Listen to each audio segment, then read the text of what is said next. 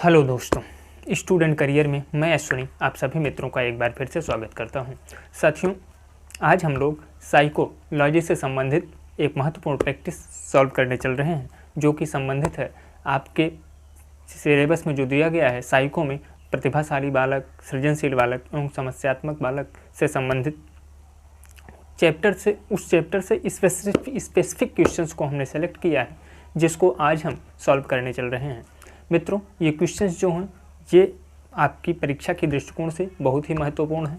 मित्रों, यहाँ से आपको क्वेश्चन निश्चित रूप से मिलेंगे। अगर आपने इससे पहले मैंने इस चैप्टर की थ्योरी क्लास करवा रखी है, अगर आपने नहीं देखा है तो आप चैनल पर जाकर के प्लेलिस्ट से उस वीडियो को देख सकते हैं। मित्रों, आइए इससे संबंधित इस प्रैक्टिस को कर लेते हैं। प्रैक्टिस प्लस थ्योरी क्लास को अगर आपने कर लिया तो यहाँ से बनने वाले जो भी क्वेश्चन होंगे वो आप आसानी से कर पाएंगे। आइए मित्रों, एक एक प्रश्न को सॉल्व करते हैं। पहले प्रश्न की बात करें तो प्रश्न पूछा गया है कि विशिष्ट बालक वह होता है जो, आइए क्या होता है देखते हैं। आप अगर नहीं पढ़े हैं तो निश्चित रूप से आप उस वीडियो को ज़रूर पढ़िएगा, क्योंकि अगर उस क्लास को आपने पढ़ ली जो कि प्रतिभाशाली, सृजनशील तथा समस्यात्मक बालक से संबंधित क्लास है, तो आप प्रत्येक क्वेश्चन को आसानी से सॉल्व कर पाएंगे। जैसे प्रश्न बना, विशिष्ट बालक क्या वह होता है जो शारीरिक रूप से औसत विशिष्ट हो, मानसिक रूप से औसत से विशिष्ट हो, फिर कह रहा है सामाजिक रूप से औसत से विशिष्ट हो, फिर कह रहा है कि मानसिक, शारीरिक, सामाजिक और संवेगात्मक रूप से औसत से विशिष्ट हो। तो मित्रों, इस प्रश्न के सही जवाब की बात करें तो आप ऊपर के तीनों ऑप्शन को जो देख रहे हैं उन तीनों ऑप्शंस को चौथे ऑप्शन में समाहित कर दिया गया है। तो जो चारों बातें कही गई, तीनों बातें ऊपर की कही गई हैं, वो तीनों बातें ऑप्शन नंबर 4 में समाहित कर दी गई हैं। तो आपके प्रश्न के सही उत्तर की बात करें तो वो ऑप्शन नंबर 4 बनता है मित्रों, क्योंकि विशिष्ट बालक जो होते हैं वो शारीरिक, मानसिक एवं सामाजिक रूप से अन्य बालकों से या औसत बालकों से विशिष्ट होते हैं। ठीक है ना। तो इस प्रश्न के सही उत्तर की बात करूं तो ऑप्शन नंबर 4 बन जाता है। आइए नेक्स्ट क्वेश्चन पर चलते हैं। क्वेश्चन नंबर 2 की बात करते हैं। क्वेश्चन नंबर 2 जो है मित्रों, यह पूछ रहा है कि प्रतिभाशाली बालक वह होता है जो, अब प्रतिभाशाली बालक के बारे में पूछ गया। आइए ऑप्शन को देखते हैं।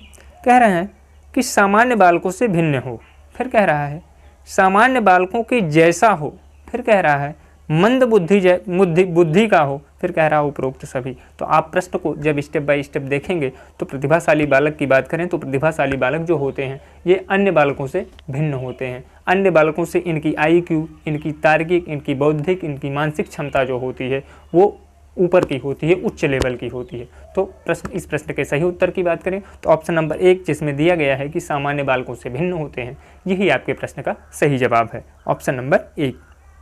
आ जाइए नेक्स्ट क्वेश्चन पर चलते हैं मित्रों।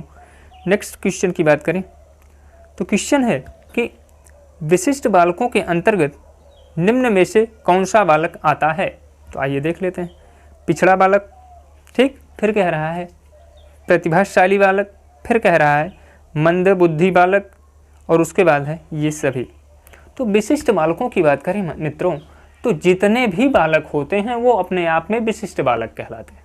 चाहे आप मंद बुद्धि बालक ले लीजिए, चाहे आप प्रतिभाशाली बालक ले लीजिए, चाहे आप ऑन एवरेज बालक ले लीजिए, अपर एवरेज बालक ले लीजिए, लोअर एवरेज बालक ले लीजिए, अति प्रतिभाशाली बालक ले लीजिए, विशिष्ट बालक ले लीजिए। तो जितने भी बालक होते हैं वो अपने आप में विशिष्ट होते हैं।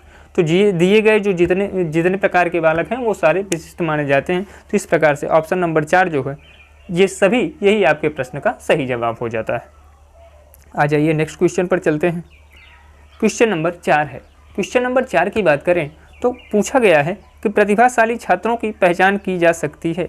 मित्रों, एक एक चीज़ें मैंने आपको थ्योरी क्लास में पढ़ा रखी है। अगर आपने थ्योरी क्लास नहीं देखी है तो ज़रूर देखिएगा उसे, क्योंकि उसे आप अगर एक बार पढ़ लेंगे तो आसानी से इन क्वेश्चनों का जवाब मेरे बिना बताए आप दे पाएंगे। तो आपसे मैं यही कहूँगा कि उसे आप निश्चित रूप से देखिएगा। आइए इस प्रश्न को सॉल्व करते हैं, क्योंकि देखिए जो चीज़ें मैंने वहाँ बता रखी हैं उन्हीं से संबंधित प्रश्न हैं। प्रतिभाशाली छात्रों की पहचान मैंने आपको करा रखी है वहाँ पर। कि इनका IQ लेवल जो है वो सामान्य बालकों से अधिक होता है, इनकी मानसिक क्षमता अधिक होती है, बौद्धिक क्षमता अधिक होती है ना। इनमें जो है वो क्या नाम है, इमेजिनरी पावर जो होती है, कल्पनात्मक शक्ति जो होती है वो अलग होती है, ये प्रतिस्पर्धात्मक होते हैं, ठीक है ना। तो ये सारी चीज़ें आपको हम थ्योरी में पहले ही पढ़ा चुके हैं, उसी से संबंधित हम आज प्रैक्टिस कर रहे हैं, ठीक है ना। आ जाइए देख लेते हैं प्रतिभाशाली बालकों की पहचान के बारे में। तो कह रहा है कि केवल बुद्धि परीक्षण के द्वारा, केवल उपलब्धि परीक्षण के द्वारा, केवल अभिरुचि परीक्षण के द्वारा, उपरोक्त सभी के द्वारा। तो मित्रों प्रतिभाशाली बच्चों के पहचान की बात करें तो वो आपका बुद्धि परीक्षण के भी द्वारा उनकी पहचान की जा सकती है, उपलब्धि परीक्षण के द्वारा और अभिरुचि एप्टीट्यूड टेस्ट के द्वारा भी हम एक प्रतिभाशाली बालक की पहचान कर सकते हैं। तो इस प्रकार से इस प्रश्न के सही उत्तर की बात करें तो ऑप्शन नंबर 4 जो है ये आपके प्रश्न का बिल्कुल सही उत्तर बन जाता है। आ जाइए नेक्स्ट क्वेश्चन पर चलते हैं। क्वेश्चन बना है कि प्रतिभाशाली बालक की विशेषता है, प्रतिभाशाली बालक की विशेषता है। आइए एक एक ऑप्शन को देखते हैं। पहला ऑप्शन है कि सामान्य अध्ययन में रुचि, फिर कह रहा है दैनिक कार्यों में समरूपता, फिर कह रहा है मंद बुद्धि बालकों में रुचि, फिर कह रहा है मूर्त विषयों में रुचि। अब आप देखें और ऑप्शन को करने का प्रयास करें, एक एक ऑप्शन को देखेंगे आप तो चीज़ें आपको स्पष्ट हो जाएंगी, है ना। कहा है कि सामान्य अध्ययन में रुचि, ठीक, फिर कह रहा है कि दैनिक कार्यों में समरूपता, फिर कह रहा है कि मंद बुद्धि बालकों में रुचि। तो मंद बुद्धि बालकों में रुचि से संबंधित तो कोई मामला बनता ही नहीं। प्रतिभाशाली बालक की विशेषता मंद बुद्धि बालकों में रुचि से संबंधित कोई मामला नहीं। फिर कह रहा है कि दैनिक कार्यों में समरूपता, है ना। तो दैनिक कार्यों में समरूपता तो हमेशा एक जैसे ही कार्यों को वो करेगा प्रतिभाशाली बालक, तो ऐसी चीज़ तो नहीं है कि वो हमेशा एक ही जैसे कार्यों को बार बार दोहराएगा, तो ये भी ऑप्शन नहीं बनता। फिर बना कि सामान्य अध्ययन में रुचि या मूर्त विषयों में रुचि। मित्रों अगर बात करें, अब एक एक ऑप्शन को आपको कैटेगराइज करना है क्योंकि ये क्वेश्चन जो है वो थोड़ा सा टिपिकल बनाया। कह रहा मूर्त विषयों में रुचि, और आप जानते हैं कि प्रतिभाशाली बालक जो होते हैं मूर्त विषयों का तो ठीक, लेकिन वो अमूर्त चीज़ों को मूर्त विषयों में लाते हैं, क्योंकि वो तभी प्रतिभाशाली हैं क्योंकि वो अमूर्त विषयों पर ही विषयों को भी आप सोच पाते हैं, इसलिए मूर्त विषयों में ही रुचि है उनकी, इस चीज़ को हम नहीं कह सकते, ठीक है ना। तो ये भी आपका ऑप्शन जो है वो कट जाता है। अच्छा प्रश्न है कि सामान्य अध्ययन में रुचि, तो ये सामान्य अध्ययन में रुचि की बात करें तो जब ऑप्शन तीनों कट जाते हैं तो आपके पास एक ही विकल्प बनता है और आपको उसी के साथ जाना है, क्योंकि आपको उत्तर देना है और आपका उत्तर जो है वो 4 ऑप्शनों के माध्यम से बांध दिया गया, ठीक। तो सामान्य अध्ययन में रुचि की बात करें तो आप देखते हैं कि सामान्य अध्ययन में कौन कौन से सब्जेक्ट आते हैं, बहुत से सब्जेक्ट आ जाते हैं।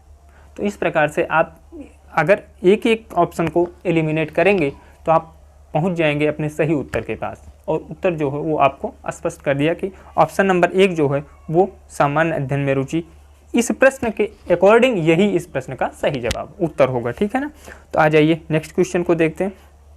ऐसे प्रश्न बनते हैं मित्रों जब ये लगता है कि हम कौन सा जवाब पकड़ें, तो ऐसे कौन सा उत्तर हमारा, कौन सा ऑप्शन जो है वो हमारे प्रश्न का सही उत्तर होगा। तो ऐसे प्रश्नों को आप एलिमिनेट करने का प्रयास कीजिए कि कौन सा जो है वो नहीं हो सकता, और जब जो नहीं हो सकता आप उसे काटते जाएंगे तो ऑटोमेटिक आप सही उत्तर पर पहुंच जाएंगे, जैसे इस प्रश्न में हुआ। तो आइए, क्योंकि देखिए प्रैक्टिस जो होती है वो होती ही इसीलिए है कि हम किसी क्वेश्चंस को कैसे अटेम्प्ट करें। प्रैक्टिस का मतलब ये कतई नहीं होता कि आप प्रश्नों को याद कर लें, जरूरी नहीं है कि आपने जो प्रैक्टिस की है, आपने जो प्रश्न याद किए हैं वही एग्जाम में फंस जाए। और अगर नहीं ऐसा होता तो आपको प्रैक्टिस बस इतना बताती है कि आप कैसे क्वेश्चंस को अटेम्प्ट करें, आपका अप्रोच क्या होना चाहिए। और अगर आपका अप्रोच सही होगा, प्रश्न को करने का तरीका सही होगा, तो आप आराम से उत्तर को छांट पाएंगे। आइए इस क्वेश्चन को देखते हैं। कह रहा है कि प्रतिभाशाली बालकों में निम्न विशेषता होती है। आइए देख लेते हैं। कह रहा है कि अधिक महत्वाकांक्षा, फिर कह रहा है बुद्धिलब्धि 110 से अधिक, फिर कह रहा है विस्तृत शब्दकोश।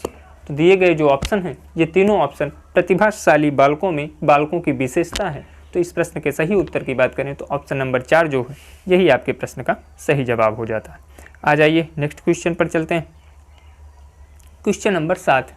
क्वेश्चन नंबर 7 की बात करें तो प्रश्न बना है कि आपकी कक्षा में कुछ छात्र अति मेधावी हैं, आप उन्हें किस तरह पढ़ाएंगे? ये सीधे सीधे आप अपने आप को शिक्षक मानिए और फिर अपने आप से ये सवाल पूछिए, आप अपने आप सही उत्तर पा जाएंगे। देखिए कैसे क्या, कक्षा के साथ, फिर कह रहा है उच्च कक्षा के साथ, फिर कह रहा है समृद्धिकरण कार्यक्रमों के द्वारा, फिर कह रहा है जब वे चाहें तब। तो अब बताइए कि इस प्रश्न को कैसे आप हैंडल करेंगे? क्या आप जब चाहेंगे तभी उसे पढ़ाएंगे? नहीं। उच्च कक्षा के साथ करेंगे? बिल्कुल नहीं। जिस कक्षा में वो पढ़ता है उसी कक्षा में ही पढ़ाएंगे। फिर कह रहा है समृद्धिकरण कार्यक्रमों के द्वारा। क्या मित्रों, जब कार्यक्रम लगेगा तभी आप उन बच्चों को पढ़ाएंगे जो मेधावी अति मेधावी हैं? नहीं मित्रों, जो अति मेधावी छात्र हैं उन्हें आप कक्षा के साथ ही पढ़ाएंगे, है ना। तो इस प्रश्न के सही उत्तर की बात करें तो ऑप्शन नंबर 1 बन जाता है, ठीक है ना। आ जाइए नेक्स्ट क्वेश्चन पर चलते हैं। Question number 8। क्वेश्चन नंबर 8 पूछ रहा है कि प्रतिभाशाली बालकों के, फिर से देखते हैं, प्रतिभाशाली बालकों के लिए शिक्षा का सफल कार्यक्रम वही हो सकता है जिसका उद्देश्य उनकी विभिन्न योग्यताओं का विकास करना है। प्रतिभाशाली बालकों की शिक्षा के संदर्भ में यह किसका कथन है? तो मित्रों इसकी बात करें, जो कथन है प्रतिभाशाली बालकों के संदर्भ में, तो ये हेविंगहर्स्ट महोदय ने इस कथन को कहा है, जो कि ऑप्शन नंबर 4 में दिया गया है और यही आपके प्रश्न का सही जवाब है। इस प्रश्न में एक्सप्लेनेशन जैसी कोई बात है ही नहीं, ये आपको कुछ क्लू वर्ड्स लेकर के यहाँ से आपको अपने माइंड में बनाए रखना है। आ जाइए, वैसे आप देखते हैं कि क्वेश्चन जो स्टेटमेंट बेस्ड हैं वो कम ही पूछे जाते हैं सीटेट में, फिर भी देख लेते हैं। कह रहा है कि अनिवार्य रूप से किसी नई वस्तु का सृजन करना ही सृजनात्मकता है। अनिवार्य रूप से किसी नई वस्तु का सृजन करना ही सृजनात्मकता है। सृजनात्मकता के संदर्भ में यह किस मनोवैज्ञानिक का कथन है? तो मैंने, अगर आपने पढ़ रखा है तो आपको याद होगा, जब मैंने आपको पढ़ाया था तो इस परिभाषा को मैंने लिया था, जो कि जेम्स ड्रेवर महोदय की, कि अनिवार्य रूप से किसी नई वस्तु का सृजन करना ही सृजनात्मकता है। यह जेम्स ड्रेवर महोदय का कथन है। तो आइए देख लेते हैं, ऑप्शन नंबर 1 यही जो है, इसी में जेम्स ड्रेवर महोदय दिए गए हैं और यही आपके प्रश्न का सही जवाब। आ जाइए नेक्स्ट क्वेश्चन पर चलते हैं। क्वेश्चन नंबर 10 है।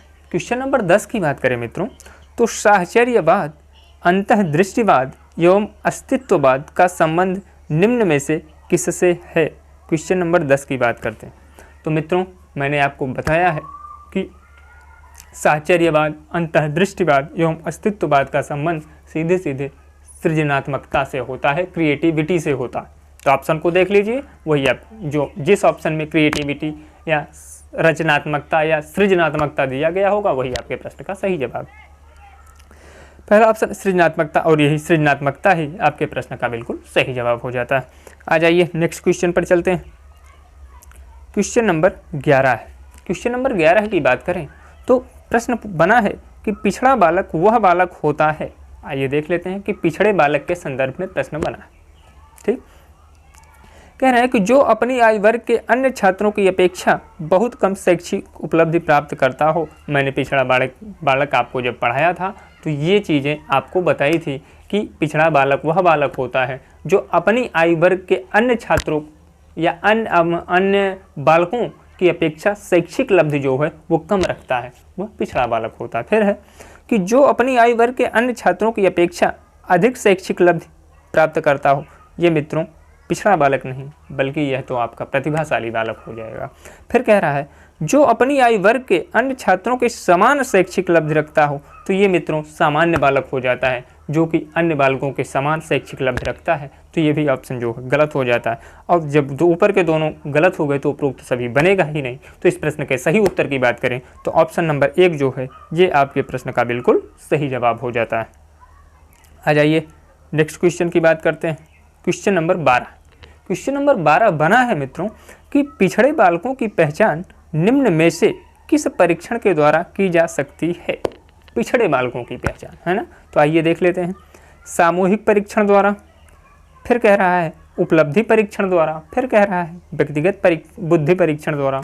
तो मित्रों ये जितने भी परीक्षण दिए गए हैं, प्रत्येक परीक्षण के माध्यम से आप मंद बुद्धि बालकों की पहचान कर सकते हैं। तो इस प्रश्न के सही उत्तर की बात करें तो ऑप्शन नंबर 4 जो दिया गया है यही आपके प्रश्न का सही जवाब बनता है। आ जाइए नेक्स्ट क्वेश्चन पर चलते हैं। क्वेश्चन नंबर 13 है। क्वेश्चन नंबर 13 की बात करें मित्रों तो प्रश्न बना है कि जन्मजात योग्यताओं की तुलना में कम शैक्षिक उपलब्धि होती है। जन्मजात योग्यताओं की तुलना में कम शैक्षिक उपलब्धि किस बालक की होती है। तो आप जानते हैं कि ऐसे बालक जो होते हैं वो पिछड़े बालक कहलाते हैं। तो ऑप्शन को देख लीजिए, जो ऑप्शन आपको मिलेगा वही आप जिस ऑप्शन में पिछड़ा बालक दिया गया होगा वही आपके प्रश्न का सही जवाब हो जाएगा। आ जाइए 13वें प्रश्न। प्रतिभाशाली बालक की, फिर कह रहा है हाथ पैर से विकलांग बालक की, फिर कह रहा है पिछड़े बालक की और उसके बाद कह रहा है उपरोक्त सभी की। तो ऑप्शन नंबर 3 जो है वो पिछड़ा बालक दिया गया है और यही आपके प्रश्न का बिल्कुल सही जवाब हो जाता है, ऑप्शन नंबर 3। आ जाइए नेक्स्ट क्वेश्चन पर चलते हैं। क्वेश्चन नंबर 4 की बात करते हैं। क्वेश्चन नंबर 4 की बात करें तो प्रश्न है कि अपनी देखभाल के प्रशिक्षण की आवश्यकता किस बालक को होती है। अपनी देखभाल के प्रशिक्षण की आवश्यकता किस बालक को होती है। 14वां प्रश्न है मित्रों, देखते हैं कौन कौन सा ऑप्शन बना है। प्रतिभाशाली बालक, मंदबुद्धि बालक, पिछड़ा बालक, इनमें से कोई नहीं।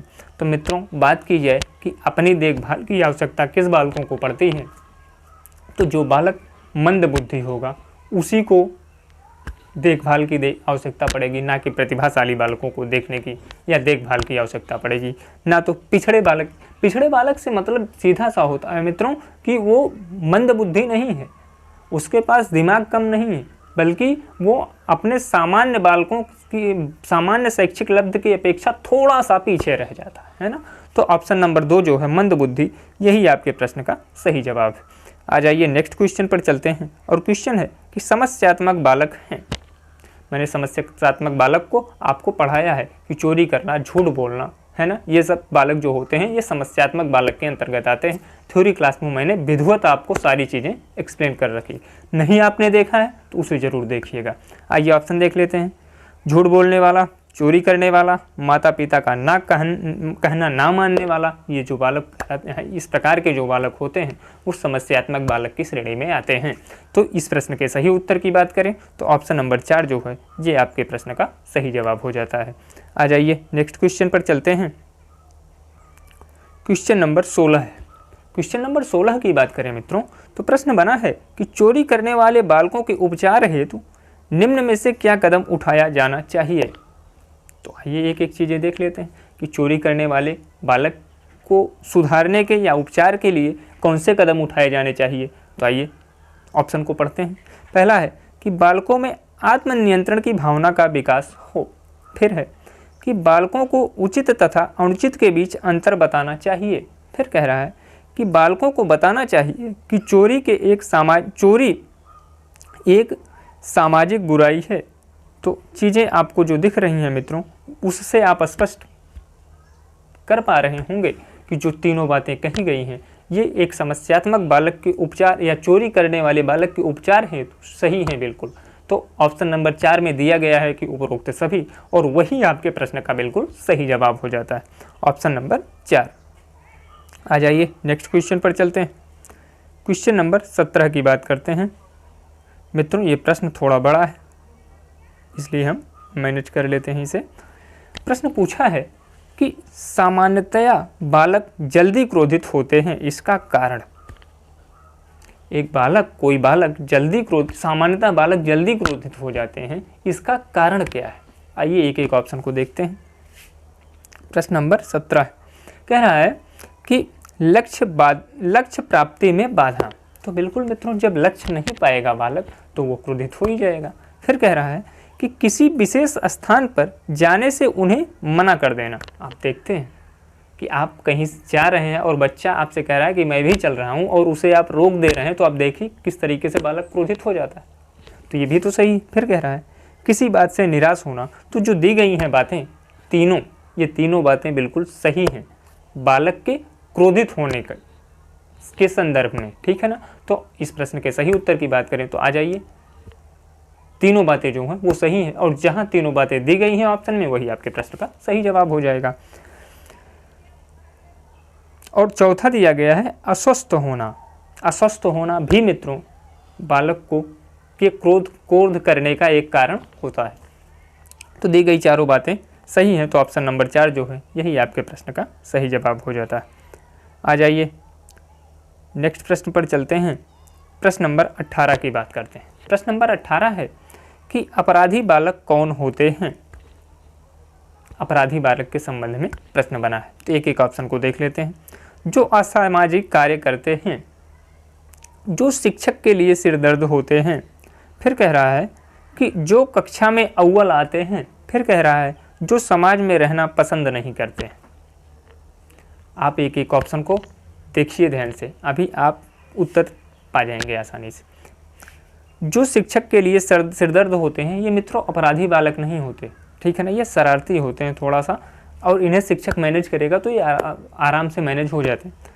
कक्षा में अव्वल आते हैं, कक्षा में अव्वल आने वाले बालक जो होते हैं वो अपराधी बालक नहीं बनते मित्रों। फिर कह रहा है जो समाज में रहना पसंद नहीं करते, ये अंतर्मुखी बालक होते हैं मित्रों, जो समाज में रहना कम पसंद करते हैं, ना कि अपराधी बालक होते हैं। अपराधी बालक जो होते हैं वो असामाजिक कार्य करते हैं, यानी समाज की प्रथाएं, समाज की रीतियां और समाज की नियम के विरुद्ध कार्य करने वाले जो बालक होते हैं वो अपराधी बालक माने जाते हैं। तो ऑप्शन नंबर 1 जो है यह आपके प्रश्न का सही जवाब हो जाता है। आ जाइए नेक्स्ट क्वेश्चन पर चलते हैं। क्वेश्चन नंबर है 19। क्वेश्चन नंबर 19 बना है, कह रहा है कि बाल अपराध वर्तमान समय की प्रमुख समस्या बनी हुई है। आजकल दिन प्रतिदिन बाल अपराध की घटनाएं बढ़ रही हैं, इसके पीछे कौन सा या कौन से कारक जिम्मेदार हो सकते हैं।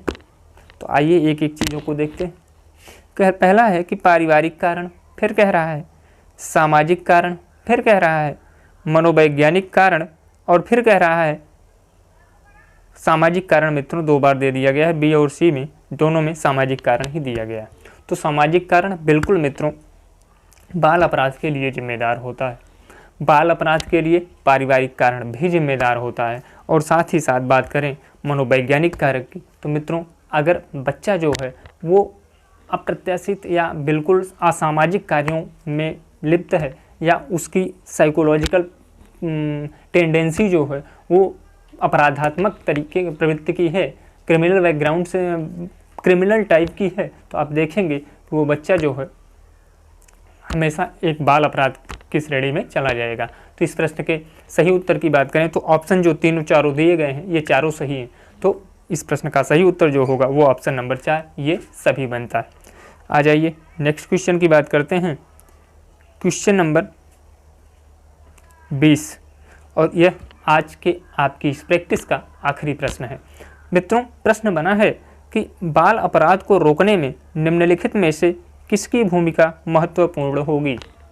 तो बाल अपराध में को रोकने में, अब जैसे बाल अपराध का कारण आपने देखा कि साइकोलॉजिकल कारण हो सकता है, बाल अपराध परिवार के कारण भी हो सकता है। अगर परिवार जो है वो अपने बच्चों पर ध्यान नहीं देता तो वो बाल अपराध की तरफ बढ़ सकते हैं, ठीक है। बाल अपराध समाज के कारण भी बालक जो होता है वो अपराधी बन जाता है। तो आइए ऑप्शन को देख लेते हैं। केवल माता पिता की, केवल शिक्षक की, केवल सरकार की। तो ये जो तीनों बातें कही गई हैं ये तीनों अगर ध्यान नहीं देंगे तो बालक जो है वो अपराधी हो सकता है, या ये तीनों जब ध्यान देंगे तो बालक जो है वो अपराधी नहीं बन सकता। ये दोनों चीज़ें इसके लिए महत्वपूर्ण होती हैं। तो दिया गया ऑप्शन जो तीनों हैं ये तीनों ऑप्शन सही हैं। तो इस प्रश्न के सही उत्तर की बात करें तो ऑप्शन नंबर 4 जो है ये आपके इस प्रश्न का बिल्कुल सही जवाब बन जाता है। मित्रों ये रही आपकी 20 प्रश्नों के महत्वपूर्ण श्रृंखला। मित्रों ये प्रश्न आप सॉल्व कीजिए और साथ ही साथ अगर आपने थ्योरी क्लास अभी तक नहीं देखी तो थ्योरी क्लास ज़रूर देखिएगा। वो देखेंगे तो आपके प्रश्न जो हैं वो हूबहू हो जाएंगे। ठीक है ना मित्रों, वीडियो अगर क्लास आपको पसंद आई हो तो लाइक कीजिएगा और भी मित्रों तक पहुंचाने के लिए वीडियो को शेयर कीजिएगा। इसी तरह से लगातार कक्षाएं प्राप्त करने के लिए मित्रों अगर आपने चैनल को सब्सक्राइब अभी तक नहीं कर रखा है तो चैनल को सब्सक्राइब कीजिएगा। धन्यवाद मित्रों।